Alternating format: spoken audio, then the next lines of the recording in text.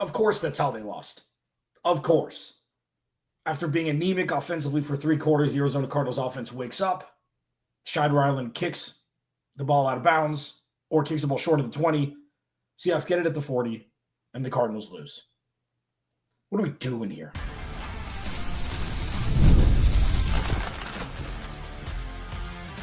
You are Locked On Cardinals, your daily Arizona Cardinals podcast. Part of the Locked On Podcast Network, your team every day. We're going to have awesome stuff to talk about after having zero awesome stuff to talk about. But now a loss is a loss is a loss, and the Cardinals fall to 2-2 after starting the season 2-0. With that said, this is much more palatable than what we witnessed for the first 3 quarters of this game. Instant reaction show, everybody. Thanks for coming in. Thanks for hanging out. Here's the thing. When the Arizona Cardinals started this game on offense, got a couple first downs, like, oh, cool. Oh, nice. Cool. Oh, starting to move a little bit, And then Kyler Murray throws an interception. They get the ball back. They kick a field goal. Marv stops on his route.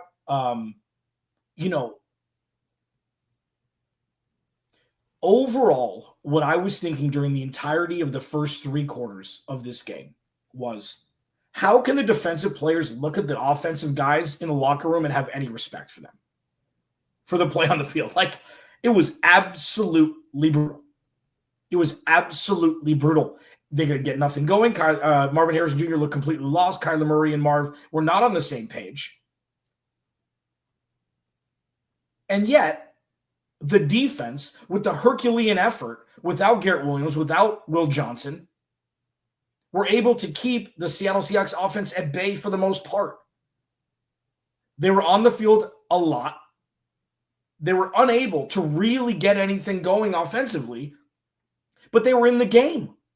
It was insane. It was like, okay, here's the thing. If the Cardinals were at a road game, I could use this Lane Kiffin thing. Like, Petson's got to go on the tarmac. Make him fly commercial. Like, what are we doing here? Kyler Murray looked bad. The offense just wasn't working and continued to not work. And I know the defense is good. I know the Seahawks defense is good. The offensive line wasn't great. Like, the troubling part for me, and I will talk about the good because there was some. I'll talk about that in the next 7-minute segment here.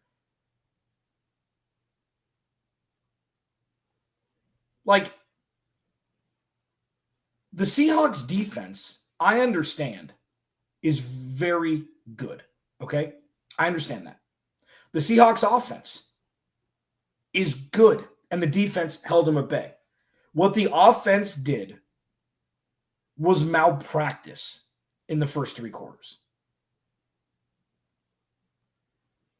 I was ready, just like,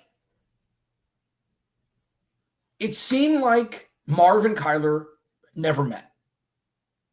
Like, some reps, it's like, oh, cool, pick up football. Oh, I'm Marvin. I'm Kyler. Let's play together. It's like, how is that possible with all the reps that are going on? And the defense held what looked to be a very potent offense, especially the last couple of weeks, at bay. This defense is legit, even without Garrett Williams and Will Johnson. This defense is big boy, big pants defense. So I'll talk about redeeming qualities in the second segment, but it's like, if the offense showed any sort of heartbeat in the first 3 quarters, the Cardinals win this game by 10 points. And it's not like down the stretch, and even the announcer said it, it's not like down the stretch that Seattle was playing prevent defense, so these touchdowns didn't count. This offense looked like what you hoped it would be starting in week 1 in that 4th quarter. Kyler Murray had 2 massive drives. The Cardinals got a stop on defense. It's unbelievable what could happen when the offense does their part, and the defense can take advantage of it instead of having to be the stopgap between a bad team and a good team. And that's what we've seen from this defense. The defense is the only reason why the Cardinals were in a score. And then, come on. Chad Ryland kicking it short of the 20. them getting extra yardage. Jackson Smith and Jigba makes a great catch down the sideline, and the Cardinals lose the way the Cardinals lose. Like, I think that it's real, though. This isn't like minor recency bias where it's only been a couple hours, so it's not weeks or months or whatever, which is normally what recency bias is tied to. Like, you've got to feel pretty okay about the offense now, kind of, because of what we saw in the fourth quarter. It's not the same. It's not perfect by any stretch. It's not great.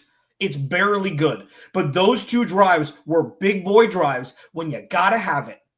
Drew Petzing's play calling, especially on that second touchdown with the slip screen in the slot to Greg Dortch. Anybody that's watched Locked On Cardinals for at least the last year knows that that's the play that we saw last year, week 17 against the Rams when they were out of playoff contention. I fell in love with that play right away. It's like, why is that not used when actual football is being played and the Cardinals have a chance to make the playoffs? We saw it in the biggest moment. Cardinals got a huge chunk play. They went down and scored. They went down and scored again. I think that you can pretty quickly remove the Marv ain't it conversation with what we saw down the stretch. I know he's a mystery. But what we saw down the stretch, it wasn't just the touchdown catch. There were a couple other balls that he caught. There were contested footballs against Devon Witherspoon, who was a top 5 pick a couple years ago out of Illinois. The dude is the real deal. He's their best corner. And Marv took care of business. So hopefully that will be enough for him to just kind of pivot away from whatever was going on between his ears. With all of that said, the Cardinals are still 2-2. If they didn't take the first 3 quarters off offensively, irrespective of how good the Seahawks defense is, we're talking at the Cardinals at 3-1 with a good chance to go to 4-1 hosting Tennessee next week. But we're not. So we need to discuss a little bit about the good, and we'll tie it in. Thanks for hanging out. Reaction show. Immediately following this, we're doing the Cardinal Squad show with myself, Jamil Douglas, and Ben Garcia. We'll be going live on the same YouTube channel. I'll get to some of your comments next segment as well, after this quick little break. This episode of Locked On Cardinals is brought to you by our friends over at Square. Your favorite neighborhood spots run on Square. You should know what Square is at this point. Little shops around the corner, these little things where it's like, you don't want to get a whole payment processor, all these things. You want to get something quick and easy where you can take payments and help your happy patrons. There's certain businesses that truly make the neighborhood feel like home, whether it's the local sports bar packed on game days, the coffee shop that knows your order by heart, or the corner deli that's been serving your community for decades. There are places like that bring people together. Square is a proud partner of more than 4 million neighborhood businesses around the world. You can go to square.com/go/LockedOnNFL to learn more. But before you do, go support your favorite neighborhood spot. You'll be happy you did. Square. See you in the neighborhood. Cardinals lose, move to 2-2. But listen, drop a 1 in the chat if you feel more energized about the offense by a long shot with how the game ended than when it started. I mean, I think it's pretty like moving on. That's momentum building. Even if the Cardinals lose and the way they lost was gut-wrenching, they shouldn't have been there to begin with. And the offense was able to wake up and actually show some sort of semblance of, I don't know, just rational, competent thought. And I see a lot of yeses, a lot of no's too. It's not great. Okay. It's not great what we watched. Kyler Murray, when the lights were the brightest, led 2 scoring drives where they couldn't even get a first down without laboring early in the game. So that's kind of perplexing to me. The defense, 3 sacks. Pass rush got home more than they had so far this year against a pretty good offensive line. They're a little hobbled, but a pretty good offensive line. Jackson Smith and Jigba for the majority of the game. That was the obvious game plan of Nick Rowles and Jonathan Gannon. No. No JSN. He had a couple chunk plays, obviously the one that set up the game-winning field goal, but by and large, they kept him out of, they kept him out of the game plan, which was good. I think the biggest takeaways from tonight, is one, as we've seen since Kyler Murray came back, this offense is either top 5 or bottom 5. Look, top 5 the last couple drives. It looked bottom 1 the first 3 quarters. I don't care how good the Seattle Seahawks defense is. It looked terrible. Isaiah Adams, for those that have watched Locked On Cardinals, I am ready for Will Hernandez to be back. Aside from a holding call by Paris Johnson Jr., which was questionable, Paris played pretty well on the left side. The right side is a problem. Like, I'm at a point where I'm starting Kelvin Beachum at right tackle over Jonah Williams.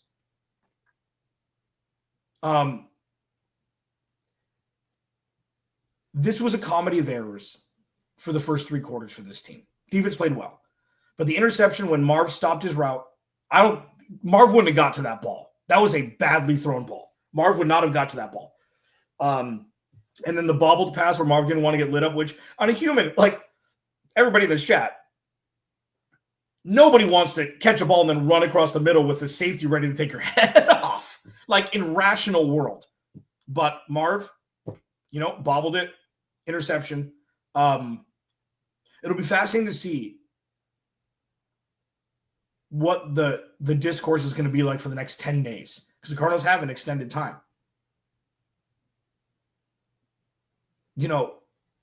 The run game, and I'm seeing stuff about Trey Benson. I'm seeing stuff about, Marv and Kyler. And yeah, like this is it. This is it. Play calling completely changed the last 2 drives. And I know, and listen, I know that when it's a tie game to start the game or when it's a 1-score game and there's not 11 minutes left in the game, it changes. But it's like that sense of urgency. Why does Kyler Murray have more time then? Why are wide receivers and tight ends open more then? Like, that's the thing that's just this mystery where it's like the Cardinals are playing offense in like a bowling lane where they can't use the whole field. It doesn't, we're on year 7, so it's of Kyler. So it's like, yeah, I agree. Yes, whatever emergency playbook, that needs to be the playbook. Go play with your hair on fire. They're so and this was the one. I almost threw something at a wall and shattered it. I didn't really. It was more proverbially than anything. This is what I remember more than the last 2 drives. 3rd and 3, the middle of the field, right before half, and you're running an inside read instead of putting the ball in Kyler Murray's hands and making a play throwing the ball down the field. I don't get it. I don't understand it. 15 seconds left.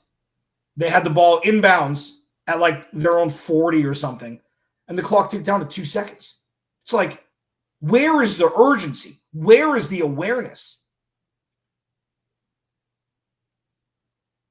All in all, after watching tonight, wanting to pull my hair out for the first 75% of it on offense, watching the defense shine down 2 of their top 3 corners, and then watching the emergence and Marv catching a touchdown pass and all those things late, it's going to take some time to crunch all of those numbers, so to speak, to really divulge how we should view that.